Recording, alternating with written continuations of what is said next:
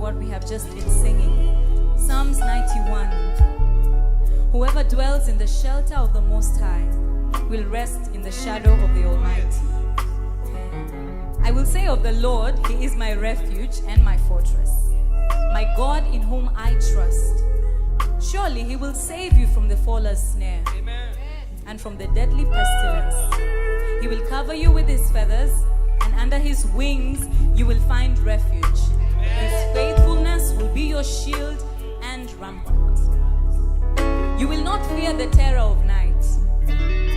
For some particular reason, I have been singing this, I think even in my sleep. You will not fear the terror of night. Amen. Nor the arrow that flies by day, nor the pestilence that stalks in the darkness, nor the plague that destroys at midday. 1,000 may fall at your side, 10,000 at your right hand, but it will not come near you.